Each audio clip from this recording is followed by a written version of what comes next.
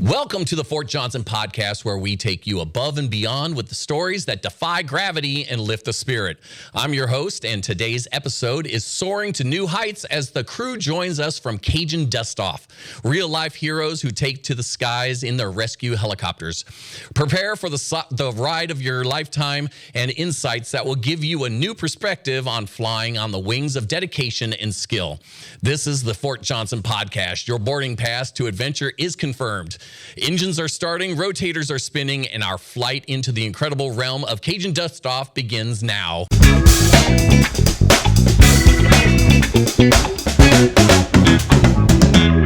Good morning, good afternoon, good evening, whenever you are listening or watching our podcast. I'm Jeff England from the Fort Johnson Public Affairs Office, and we are in the Fort Johnson Public Affairs Podcast Studios.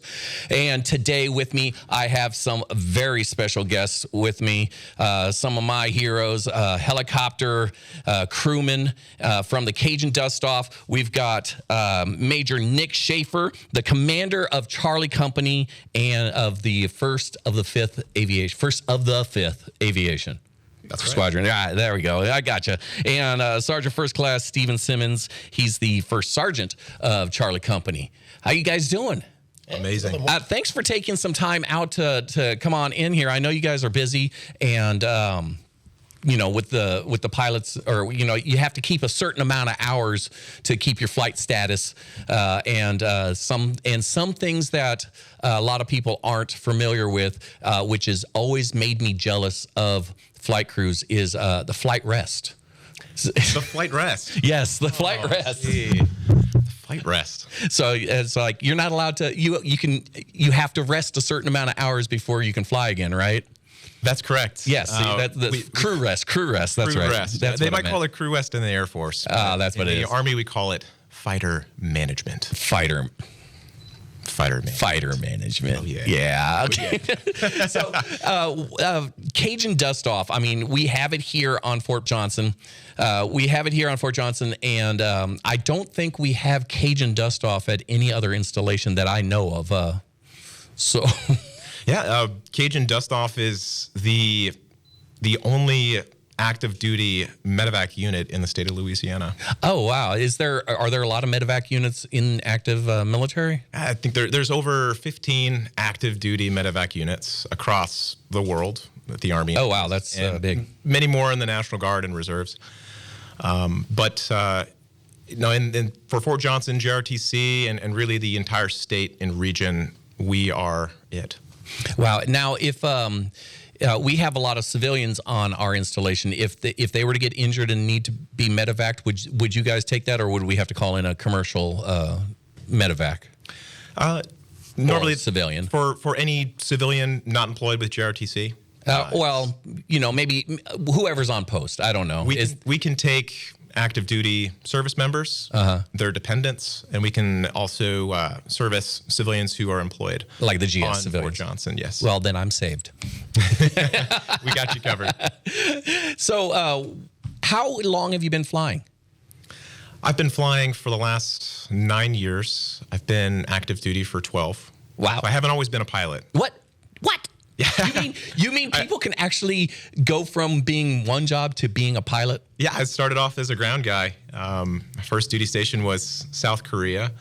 Oddly enough, was that Camp Humphreys? Camp Humphreys. Yeah, I was at Kunsan. So nice. That's right next door. Yeah, Korea was an interesting assignment, but I started off there in the Army Medical Department, or the AMED. I was what's called a 70 Bravo, which is 70 Bravo. 70 Bravo. How manly. How manly, of course.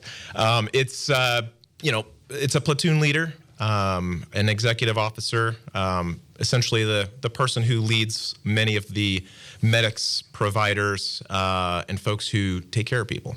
They need somebody to ensure that their requirements are done, they abide by Army standards, and that's what 70 Bravos do, essentially. So I was a ground ambulance platoon leader. I worked in the clinic over there at Camp Humphreys, and then while I was over there, I put in my flight packet. The Army said, no, we don't want you. And then the next year, they picked me up. So they didn't need aviators at the time in 2012, but certainly, I think I was able to wiggle my way in there, and I fought my way to get into aviation, and I've loved it ever since. That is way cool. It's like no. Well, we've changed our mind. So Yeah. it's the Army's prerogative to change their mind. So Persistence wins the day. absolutely, we get people that are looking for growth and looking for something different than what they're doing. There's no reason to get out.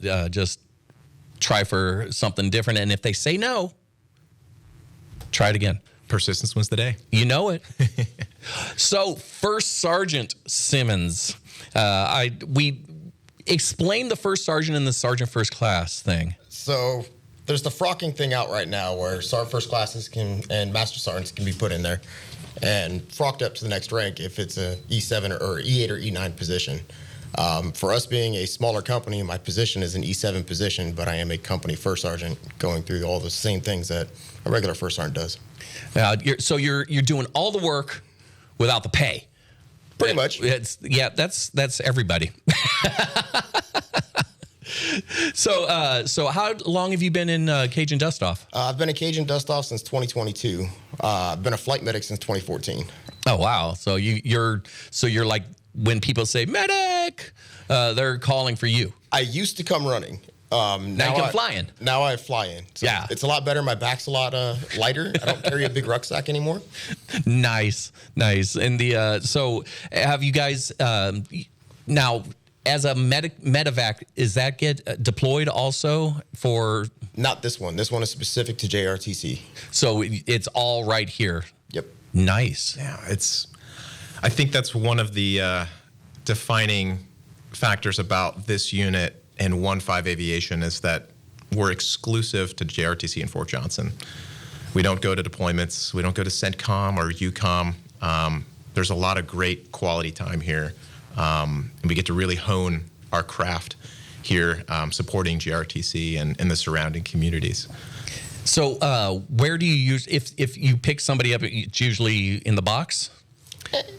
Usually 50-50. Usually 50. So where are you usually flying them to? Is it right here to BJAC? BJAC is usually the primary location that we drop patients off, but something unique about our mission set is that we give a lot of decision-making authority to the folks who are doing the work. The flight medic, when he assesses that patient in the back of the aircraft, when we pick up somebody in the box or out and about in Louisiana, he does his patient assessment. We have a pretty good idea of what we're getting into beforehand if the 9-line mission is done up correctly.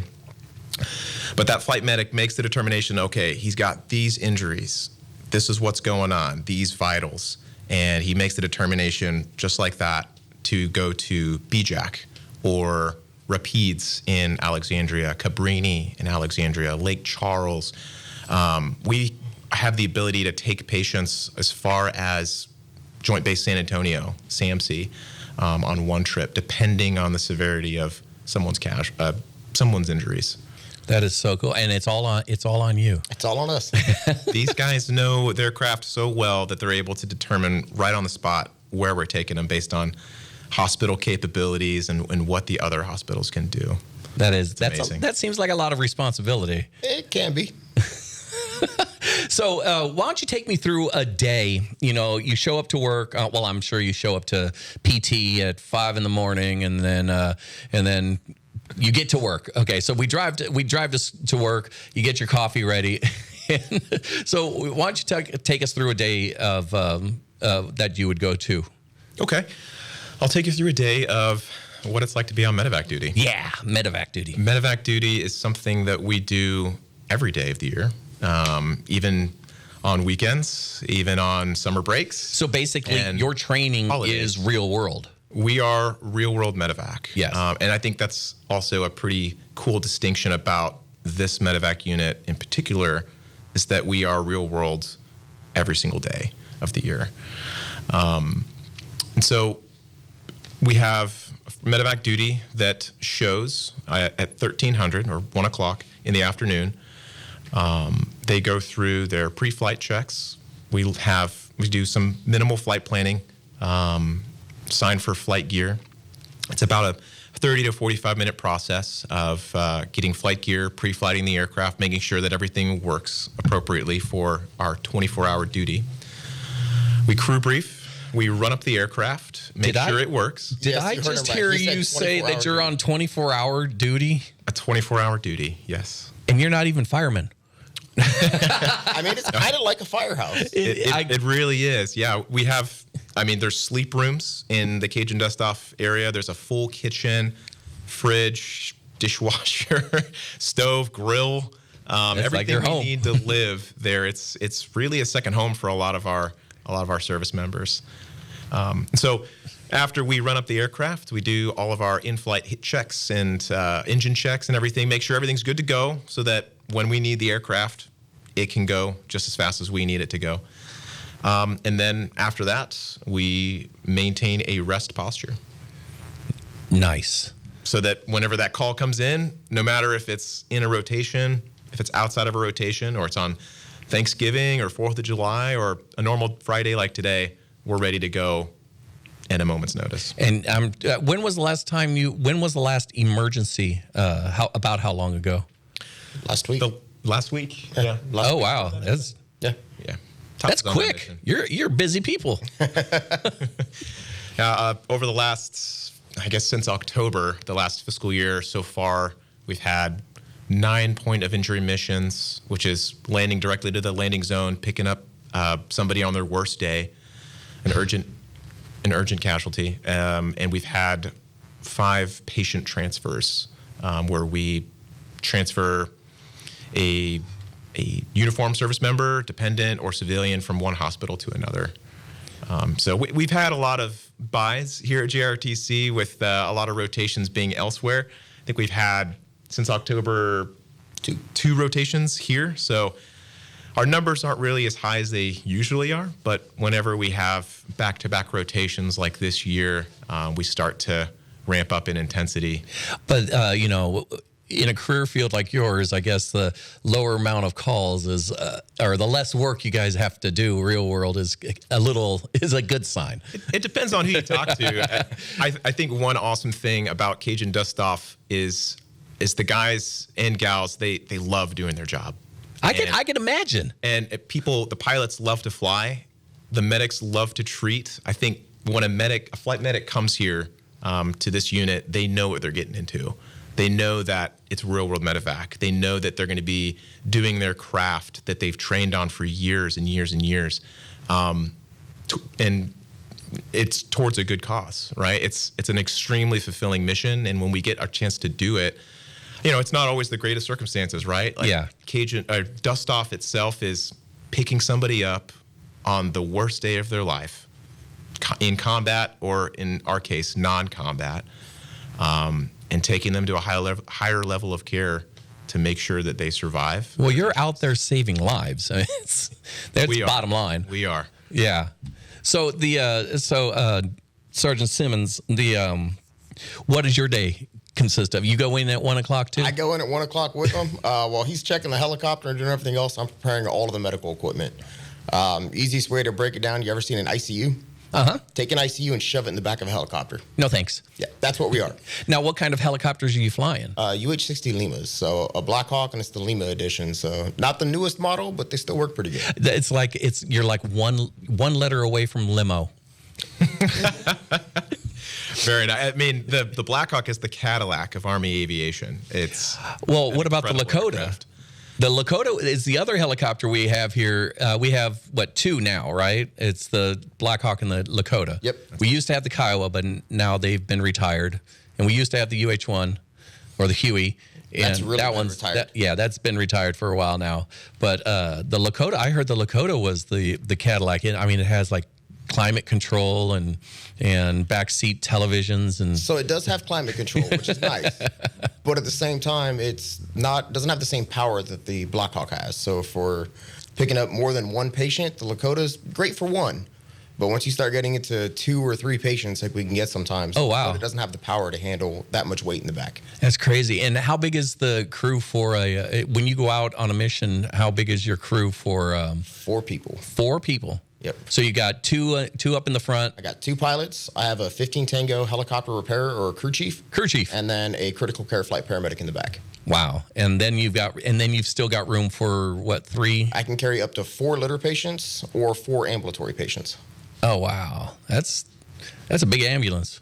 Yeah. And it's fast. It's fast. I mean, I think when the Army developed the concept of an air ambulance, they took a regular ground ambulance and said, how can we make this go faster and not be limited by the ground and trees and mountains? And somewhere along the line, Army Medevac was born, and we've been using it ever since Vietnam. Kind of makes me wonder if the Marines are going to use an Osprey for a big old helicopter or medevac kind of thing. So my background, I was a Navy corpsman before I switched over into the Army. So I did a lot of work with the Marine Corps on that one. They do not have a medevac. Wow. All they have is something known as a CASEVAC, which is just using any vehicle that you can in the absence of a medevac to get people back to care.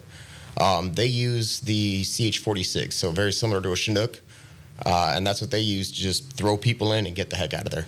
Yeah, I got that's a big helicopter too. Oh yeah. As a matter of fact, I think I saw that would be the helicopter that's in that famous photo of Vietnam, the evacuation of Da Nang, or was it Hanoi? No, Da Nang. I don't know.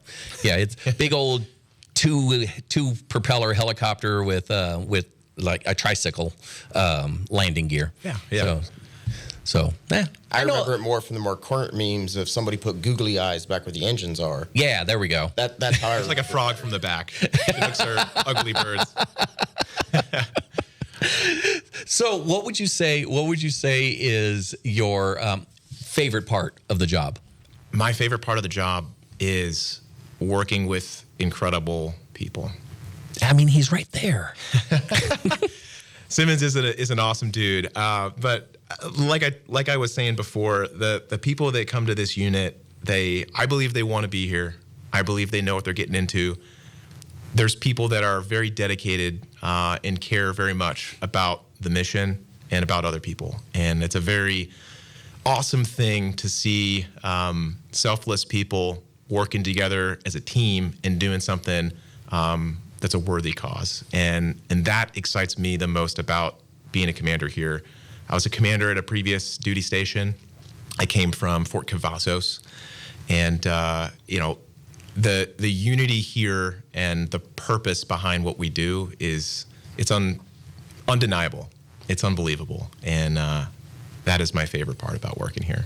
What about you, Steve? What's your favorite part of the job? I've got 2 favorite parts. 'Cause I've pretty much got 2 full-time jobs. I'll go with the flight medic side first, which is taking someone and seeing just the most awful conditions that they can be in, and after 45 minutes to 2 to 3 hours of having them in the back of my aircraft, dropping them off in a lot better condition than they started off in.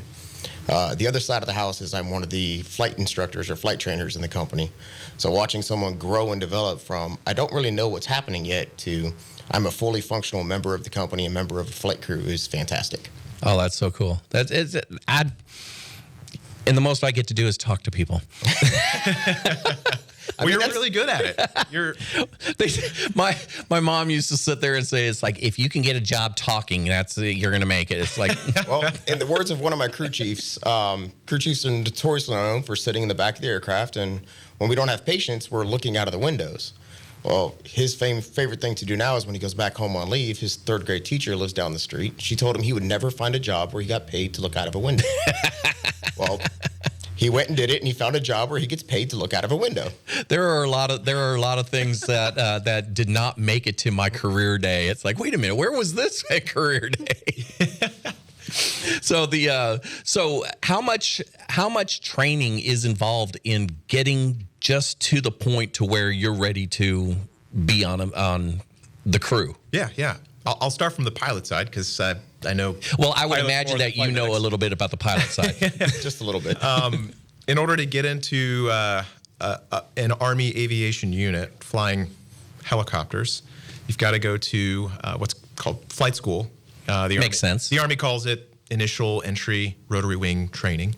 There's always acronyms for everything. Oh, yeah. IRW. So you go to Fort Novacell, used to be called Fort Rucker, and you learn how to fly there. Nowadays, you learn how to fly the UH-72 Lakota. That's your entry helicopter platform where you learn how to fly. If you've never flown before in a helicopter like me, they will teach you, the Army will teach you how to do it in a very fantastic way. After you graduate IERW, you're a VFR pilot, you're an instrument rated pilot. You get assessed into a advanced airframe, so Chinooks, Blackhawks, Apaches, or fixed wing, RC-12s. And so after that, you go through your advanced helicopter training. You learn how to fly Blackhawk. You don't learn how to do a mission. You just learn how to fly a Blackhawk. And that's Take off and land safely. Take off and land safely. Do some cool stuff along the way. And then you graduate, you earn your wings, and the Army ships you off to an assignment like Cajun Dustoff. And when you report to a new unit, it's expected that you study a lot. It's expected that you ask a lot of questions to learn your craft better. Because as soon as you hit the ground, you're being assessed. First impressions are always lasting, right? But for me, unfortunately, the first impressions are lasting. Yeah, the best pilots out there are the ones who are always seeking knowledge, always learning, and I think most pilots understand that.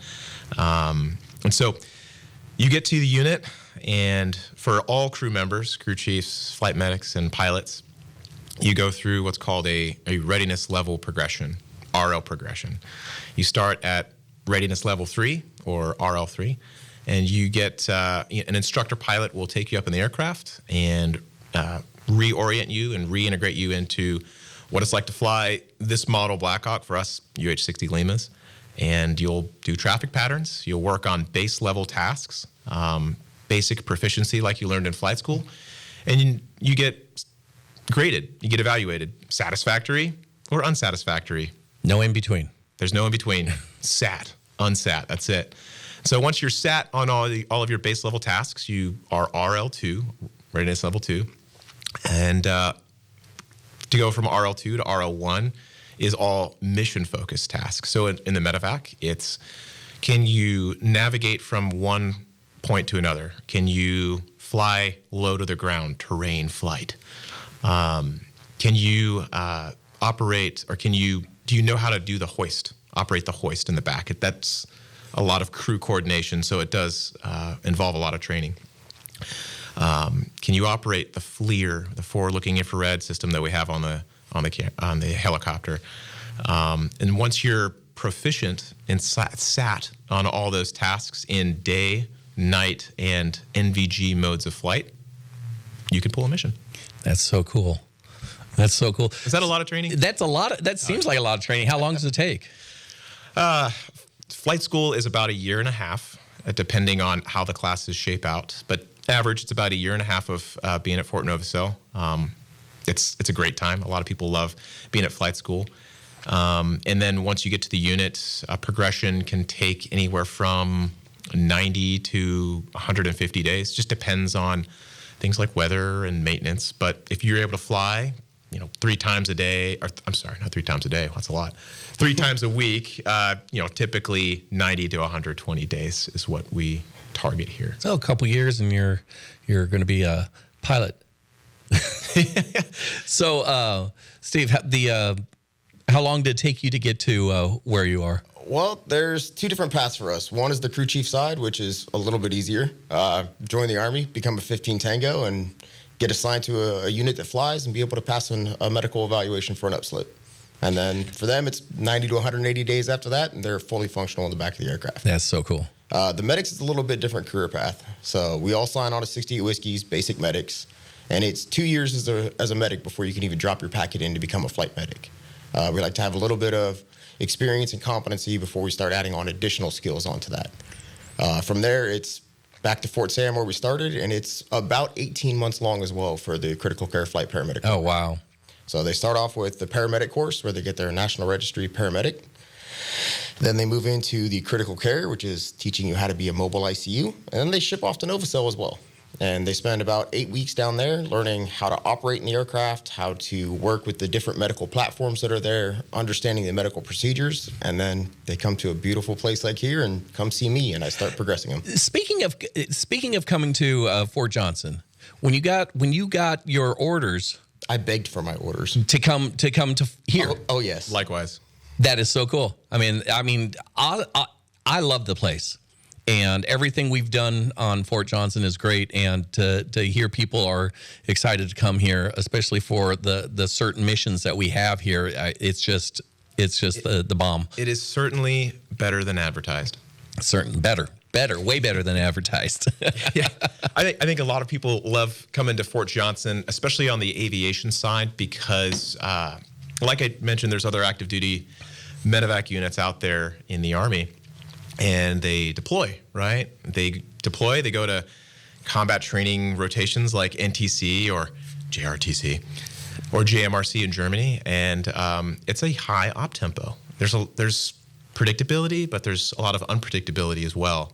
And when you come to a place like Fort Johnson and you go to 1-5 Aviation, there is a lot of predictability, right? We know our rotations, much like Ops Group does, a year, 2 years out sometimes. And so we're able to schedule training around that. And again, all we do here in 1-5 Aviation is support the warfighter at JRTC and the surrounding communities. And for a lot of folks, that's all they want to do. A lot of folks just sign up to do their job and fly, do medevac, do VIP, or the other missions. And it's a great place to be. It's a great place to fly. Some people in aviation call it the hidden gem. The hidden gem. I like that. A lot of people don't know about the hidden gem that is JRTC and Fort Johnson. It's a secret. Don't go to NTC and Port Irwin. Come here. I'll take green over brown every day. Absolutely. I've always enjoyed it, and the people that work here, like you guys, is just absolutely awesome. Everyone here has been so great. I mean, that's why I've been here for so long. But when I was in the Air Force, I started off as a crew chief. So you too got paid to look out a window? No, I did not. Because as opposed to the cool crew chiefs who get to fly, which in the Air Force are flying crew chiefs, makes sense. I worked on F-16s, which is really hard to find a spare seat in a one-seater fighter. So you got to salute the pilot, do the dance on the flight. Yeah, I got to make sure the jet looked and ran like it was right off the showroom floor, and then watch somebody else come out and fly it for me. I wanted to be the pilot. That was cool. But yeah, it's being a crew chief, I tried to be a flight engineer. Couldn't get into that. I had to be a certain skill level before they would accept me. Tried to be a helicopter pilot, but they wanted to demote me from what I was down a rank and then make me enlisted first. And it's like, but I'm going to the officer school. But so now do pilots have to be officers, or do we have the chief warrant officers also? We have the chief warrant officers, as well as it's an easy enough packet if enlisted will want to go through and become a pilot as well. See, I don't understand. Somebody's unhappy in the chosen career field that they have. It's like, why get out? Why go into the unknown? You can just put in a packet and try to get the job of your dreams, or get the job that might suit you better. And right now, the Army is accepting all applications for aviators. It's not simple, but it's easier to become a warrant officer pilot in Army aviation these days. But going back to your question, there are warrant officers and there are commissioned officers in Army aviation. Warrant officers make up the majority of the formation, the pilots. They have, like any warrant officer, they have a specialty.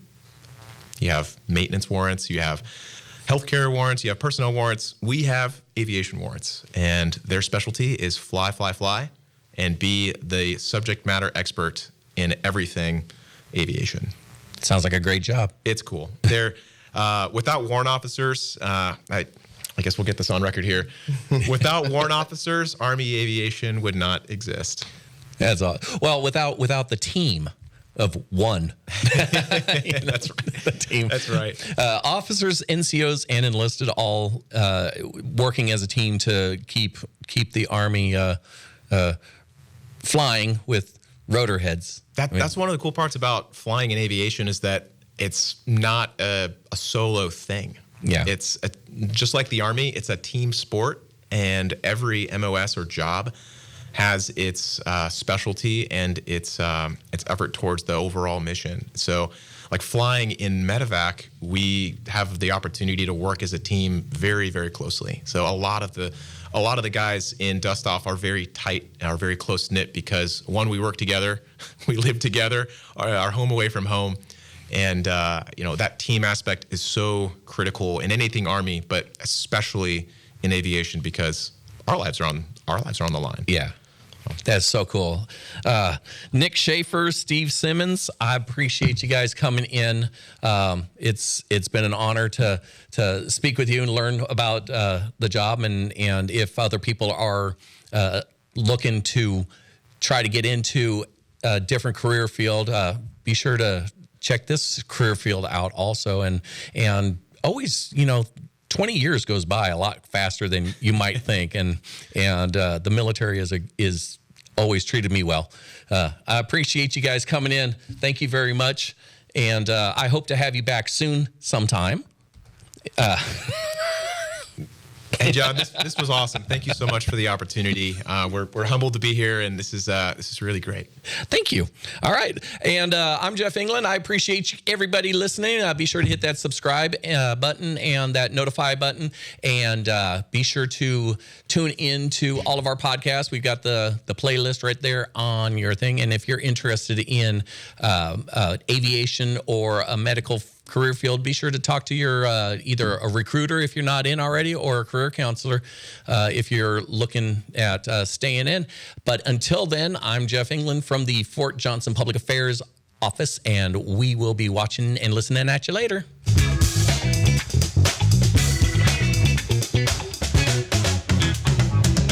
That was easy.